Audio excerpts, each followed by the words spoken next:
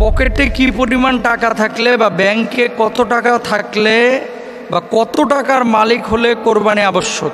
13টা ত্রুটি আছে, যেই ত্রুটিগুলো থাকলে একটা পশু দিয়ে আপনি কোরবানি করতে পারবেন না। এই 13টা ত্রুটি যদি আপনার পশুর মধ্যে পাওয়া যায় তাহলে সেই পশু দিয়ে কোরবানি করা কোনোভাবে জায়েজ হবে না। 2 নম্বর লিখেছেন যে কোরবানি একাকী দেওয়া উত্তম নাকি সবাই মিলে একসাথে শরিকানায় কোরবানি দেওয়া উত্তম। 2টি প্রশ্নের উত্তর আমরা এখন জানবো ইনশাল্লাহ। 1 নম্বর, আল্লাহ রাসূল সাল্লাল্লাহু আলাইহি ওয়াসাল্লাম বলছেন, মান দাহা সাআতান ওয়া লাম ইউদাহি ফালা ইয়াকরাবান্না মুসাল্লানা। যে ব্যক্তির সামর্থ্য আছে কোরবানি দেওয়ার অথচ সে কোরবানি দিল না, সে যেন আমার ঈদগাহের ধারে কাছে না আসে। নাউজুবিল্লাহ। মানে সামর্থ্য থাকা সত্ত্বেও কেউ যদি কোরবানি না দেয়, এখন এটার সামর্থ্য কোন সামর্থ্যের কথা বলা হয়েছে হাদিসের মধ্যে, এখানে আপনাকে বুঝতে হবে। জাকাত আবশ্যক যাদের উপরে, জাকাত ফরজ, একটা মূলনীতি মাথায় রাখবেন, জাকাত ফরজ যাদের উপরে, কোরবানি ওয়াজিব তাদের উপরে। তবে জাকাতের নেশাবটা 1 বছর থাকা জরুরি, কোরবানির নেশাব 1 বছর না, মাত্র 3 দিন থাকা জরুরি। এটা আপনাদেরও জানা দরকার। কয়দিন থাকা জরুরি? 3 দিন। কোন 3 দিন? জিলহজ্জের 10 তারিখ, 11 তারিখ এবং 12 তারিখ। এই 3 দিন যদি পরিবারের খরচের বাইরে নেশাব পরিমাণ সম্পদ আপনার কাছে থাকে, নেশাব কি?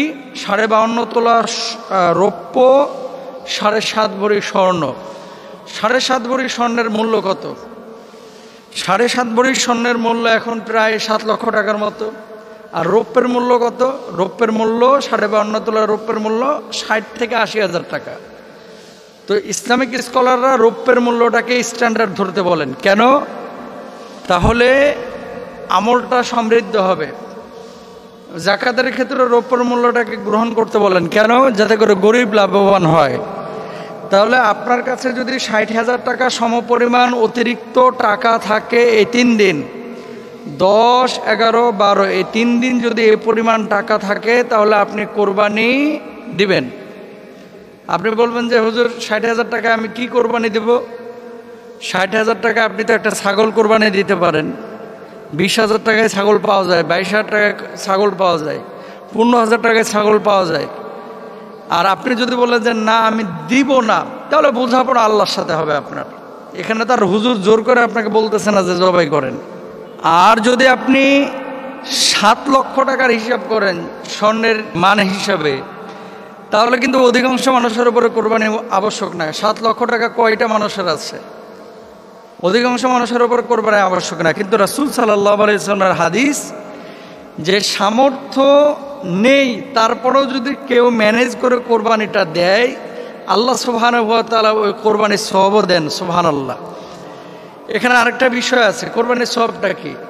যেই পশু আপনি জবাই করতেছেন, এই পশুর রক্ত গড়ে মাটি স্পর্শ করার পূর্বে আল্লাহ রাব্বুল আলামিন আপনার জীবনের গুনাহ খাতা মাফ করে দেবে। সুবহানাল্লাহ বলেন। এবং প্রত্যেকটা পশমের বদৌলতে আল্লাহ সুবহানাহু ওয়া তাআলা একটা করে সওয়াব দেবেন। এক্ষেত্রে কিন্তু মানুষ উদাসীন, বুঝছেন? যখনই জাকাতের বা কোরবানির কোনো ফাংশন আসে তখনই কৌশল অবলম্বন করে, আমি ঋণগ্রস্ত, আমার তো টাকা কাছে নাই, আমার তো টাকা ডিপোজিটে পড়ে আছে, আমার তো পরিবার চালাতে সমস্যা হচ্ছে। পারলে দিবেন। সওয়াব কার না দরকার আছে ভাই? সবারই তো সওয়াবের দরকার আছে।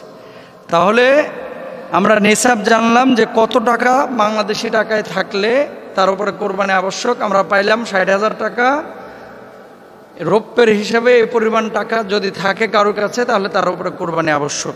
এবার আসেন, শরিকানায় না এককভাবে কোরবানি দেওয়াটা উত্তম?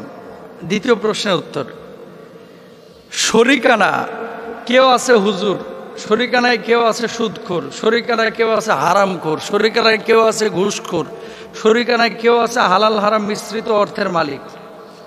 এখন যে মানুষটাকে আপনি শরিক নিচ্ছেন সে মানুষটার পূর্ণাঙ্গ ইনকামের ধারাটা এটা কিন্তু আপনিও জানেন না, আমিও জানি না। এটা সম্ভব না জানা।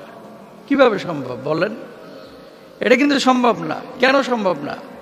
কারণ হচ্ছে ও কোন জায়গায় হারাম নিয়েছে, কোন জায়গায় হালাল নিয়েছে, এটা তো আমি দেখে আসছি না। আপনি ধরেন হালাল টাকায় পশু কোরবানি দিচ্ছেন, একটা গরুতে 1 ভাগ নিয়েছেন, আরেকজন সুদখোর 1 ভাগ নিয়েছে। মাসালাটা নিয়ে যদিও মতবিরোধ রয়েছে, কিন্তু হানাফি মাযহাবের অধিকাংশ ইসলামিক স্কলাররা একমত যে এক্ষেত্রে এই হারামখোরের কারণে সবার কোরবানিটা প্রশ্নবিদ্ধ হয়ে যাবে। তবে মিশরের কয়েকজন ইসলামিক স্কলার তারা বলতেছেন যে না, যে ব্যক্তি হারাম খেয়েছে শুধু তার কোরবানিটা হবে এটা, আর যিনি হালাল খেয়েছেন তার কোরবানি হয়ে যাবে, কারণ তিনি তো আর জানেন না। তাহলে সেক্ষেত্রে আপনাদের কাছে আমাদের রিকোয়েস্ট বা পরামর্শ সেটি হলো, দেখেন গরুই কেন আপনাকে কোরবানি দিতে হবে? গরুই কেন আপনাকে কোরবানি দিতে হবে? গরুর ভাগ এখন মিনিমাম 15,000 টাকার নিচে সাধারণত কোনো গরুর ভাগ নাই, ছোট গরু হলো, আর ম্যাক্সিমামই 25,000, 22,000, 23,000 এরকম। তো আপনি 25,000, 22,000 টাকা দিয়ে এক ভাগের টাকা দিয়ে কিন্তু একটা ছাগল পান। আল্লাহ রাসূল সাল্লাল্লাহু আলাইহি ওয়াসাল্লাম অধিকাংশ সময় তিনি কিন্তু দুম্বা কোরবানি করেছেন, মানে যে ছাগল জাতীয় পশু কোরবানি করেছেন। একটা নিজের পক্ষ থেকে, নিজের জন্য, আর আরেকটা হচ্ছে উম্মতের পক্ষ থেকে সওয়াবের জন্য আর কি করেছেন। তো রাসূল যদি ছাগল টাইপের পশু কোরবানি করতে পারে, তো আপনি আমি কেন খালি গরুর দিকে ঝুঁকতেছি? হুজুর গরুর গোশতের স্বাদ বেশি, এই জন্য খালি গরুর দিকে আমরা ঝুঁকি। হুজুর গরুর গোশতটা একটু খাইতে ভালো না, জিব্বার স্বাদের লাগে যদি সুদখোরের সাথে ঢুকেন, ও তো আপনার কোরবানিটা বরবাদ করে ফেলবে। এই জন্য আমরা খেয়াল করব, কোনো সুদখোর ঘুষখোরের সাথে আমি কোরবানি দিব না। দরকার হয় ওই মাদি ছাগল দিয়েও কোরবানি দেওয়া যায়, কিন্তু মাদি ছাগল পেটে বাচ্চা না থাকলে, এগুলো তো 12-13 হাজার টাকা দিয়েও পাওয়া যায়। আপনি একটা ছোট্ট মাদি ছাগল নিয়ে এসে কোরবানি দেন, তারপরও কোনো ঘুষখোরের সাথে কোনো মোটা তাজা গরুতে অংশ নেবেন না। আল্লাহ তাআলা আমাদের বোঝার তৌফিক দান করুন। পশু কেনার সময় একটা পশুর কোন টাইপের ত্রুটি থাকলে সেই পশু দিয়ে কোরবানি করা যাবে না, মানে এগুলো আমাদের দেখা উচিত যে এই বৈশিষ্ট্যগুলো থাকতে হবে, এগুলো থাকা যাবে না।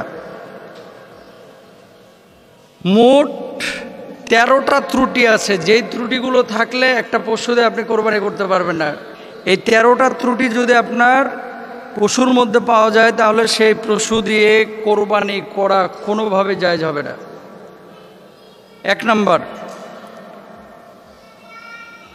এমন পশু আপনি নির্বাচন করেছেন যে চোখে দেখে না, কানা, মানে অন্ধ পশু দিয়ে কোরবানি হবে না। আপনি বলবেন হুজুর বুঝে কিভাবে? চেক করে নেবেন। খাবার দূরে ধরবেন, যদি দেখেন খাবারটা দূরে দেখেই গরুটা হামলে পড়তেছে খাবারটাকে গ্রহণ করার জন্য, এই পশু দিয়ে কোরবানি করা যাবে। আর যদি দেখেন ওই ক্যামেরার মতো সামনে আপনি কাঁঠালের পাতা নিয়েছেন, ওর কোনো ফিলিংস নাই, জানবেন কানা, অন্ধ, দেখতে তো ডাগর চোখা, আসলে চোখে দেখে না, এটা দিয়ে কোরবানি করা যাবে না। এটা কিন্তু আপনারা খেয়ালও করেন না। ম্যাক্সিমাম বাংলাদেশের এই ক্রেতারা, গরু ক্রেতা যারা, এরা যায় দেখে যে মোটা কিনা, প্রথমে দেখবে যে মোটা কিনা, গোশত আছে কিনা, ও কানা হোক সমস্যা নেই, এরকম একটা ভাবসাব। তো অনেক মানুষ আছে, সাধারণ মানুষ, যাদের চোখ দেখা যায় আমাদের মতো, কিন্তু আসলে চোখে দেখে না। তো এর জন্য আপনাকে 1 নম্বরে বাছাই করে নিতে হবে যে গরুটা চোখে দেখে কিনা। 2 নম্বর, শ্রবণ শক্তি না থাকা। গরু তো কথা বলতে পারে না, এটা আল্লাহ তাআলা তাকে দেয় নাই, কিন্তু আপনি যখন ওই ডাক দিচ্ছেন, পশুরা কিন্তু ইশারা করলে অথবা ডাক দিলে তখন কিন্তু তাকায়, কোনো সাড়া শব্দ নাই, মানে বয়রা, এরকম কোনো পশু দিয়ে কোরবানি করা যাবে না।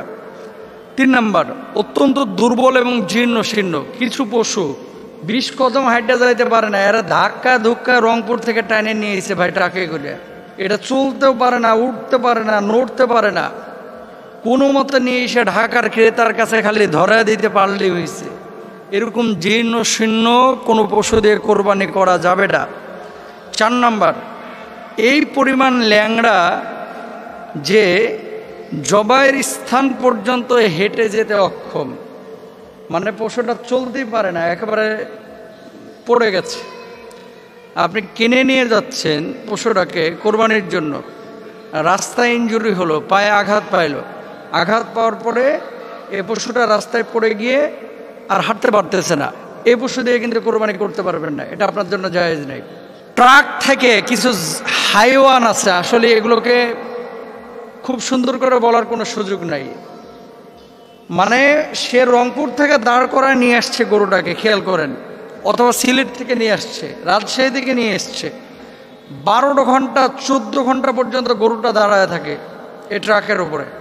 নিয়ে আসার পরে একটু যে স্থিরভাবে নামাবে গরুটাকে, ওই সুযোগ নাই। ফুটবলের মতো নামায়, নামানোর পরে কোনোটা মরে যায়, কোনোটা পা ভাঙে, কোনোটা পিঠ কাটে, এরকম কিন্তু হয়। এটা জায়েজ নাই, হারাম। রাসূল আকরাম সাল্লাল্লাহু আলাইহি ওয়াসাল্লাম কি বলছেন? পশু যখন জবাই করবে ছুরিটাকে ভালো করে ধার দিয়ে নিবা, তারপরে পশুটাকে জবাই করবা। কেন? পশুর কষ্ট যেন কম হয়। আর বাঙালির টাইমের খুব শর্ট, মানে সময় খুব অল্প। পশুটাকে ফুটবলের মতো হয়। কয়েকদিন আগে একটা ভিডিও দেখলাম, ছাগলের কান ধরতেছে আর একটা পা ধরে ওই যে তরমুজ যেভাবে ট্রাকের ওপরে ফিক্কা মারে এমনি ফিক্কা মারতেছে। এরা মানুষ না, এরা নরপিশাচ, এরা ভালো মানুষ না, এদের আকল জ্ঞান কম। গত বছরে আমি দেখেছি এই সাভারে ওই রংপুরের থেকে গরু ছাগল আনছিল, রংপুর না সরি দিনাজপুর থেকে। ওই যে লাগেজ রাখে না বাসের নিচে যেখানে যাত্রীদের, এই লাগেজের ওখানে 14টা ছাগল ঢুকাইছে যেখানে লাগেজ রাখে। তো গরমের সময় স্বাভাবিকভাবেই এই যে বাইপাইল ক্রস করছে, ক্রস করে আবদুল্লাপুরের দিকে যাচ্ছিল, এই বেড়িবাঁধের এখানে খুলে দেখে যে সব ছাগল মরে শেষ। তার মানে কি, দিনাজপুর থেকে এ পর্যন্ত ছাগলগুলোকে নিয়ে আসা হয়েছে, গরমে নিঃশ্বাস আটকে এই ছাগলগুলো মরছে। এই মানুষগুলো যারা ইচ্ছাকৃতভাবে একটু বেশি লাভ করার জন্য এভাবে পশুকে কষ্ট দেয়, আপনি মনে করছেন আল্লাহ এমনি ছেড়ে দিবে? মনে রাখবেন, কুকুরকে পানি পান করানোর কারণে একজন নর্তকী জান্নাতে যাবে, আবার একজন আবেদা ভালো মানুষ, আবেদ মানুষ বিড়ালকে হত্যা করার কারণে জাহান্নামে যাবে। তা আপনি এতগুলো ছাগলকে যে ইচ্ছাকৃতভাবে উদাসীন হয়ে হত্যা করলেন, আল্লাহর আদালতে কিন্তু আপনাকে দাঁড়ানো লাগবে। এগুলো খেয়াল রাখতে হবে প্রিয় ভাইয়েরা আমার। তারপরে আসেন, লেজের বেশিরভাগ অংশ কাটা। কোরবানির হাটে দেখবেন যেগুলো একটু ত্রুটিযুক্ত, এগুলোর দাম একটু কম, ধরেন 5,000 কম, 10,000 কম, এরা চিন্তা করে যে দূর 5,000 টাকা কমে তো পাইছি, লেজ একটু কাটা হইলে সমস্যা কি, কোরবানি কিনতে হবে না। এই 5,000 টাকার জন্য এটা মোবাইল ফোন না যে একটু চালায় নেব না, একটু দাগ পড়ছে তাই কি হয়েছে। গরুটা কোরবানির, এটা মোবাইল ফোন না যে একটু দাগ পড়ছে কি হয়েছে চালায় নিব না, এটা চালায় নেওয়ার জিনিস না। যেভাবে হাদিসে আছে সেভাবে মানতে হবে। তারপর আসেন, জন্মগতভাবে কান না থাকা। কিছু গরুর জন্মগত আছে যে কান নাই, এ কোরবানি দেওয়া যাবে না। তারপরে 7 নম্বর, কানের বেশিরভাগ কাটা, কোরবানি দেওয়া যাবে না। গোড়া সহ শিং উপড়ে যাওয়া, শিং উপড়ে গেছে, কোরবানি দেওয়া যাবে না। পাগল হওয়ার কারণে ঘাস পানি ঠিকমতো না খাওয়া, কোরবানি দেওয়া যাবে না। তারপরে বেশিরভাগ দাঁত না থাকা, রোগের কারণে স্তনের দুধ শুকিয়ে যাওয়া, ছাগলের 2টি দুধের যে কোনো একটি কাটা, গরু বা মহিষের 4টি দুধের যে কোনো 2টি কাটা কেটে ফেলেছে বা কোনো কারণে আঘাত লেগে পড়ে গেছে, স্তনের দুধ, এই যে স্তনের যে ইটা আছে স্থানটা, এটা যদি কেটে যায়, এটা দিয়ে কোরবানি করা যাবে না। কিন্তু আমরা এই জিনিসগুলো না দেখে শুধু দেখি কি যাওয়ার পরে গরুটার গোশত আছে কিনা, নিজ খেয়াল করার টাইম নাই, পেটে বাচ্চা আছে কিনা, এগুলো অনেকে খেয়াল করে না। তো এগুলো খেয়াল করবেন, আল্লাহ তাআলা আমাদের বোঝার তৌফিক দান করুন।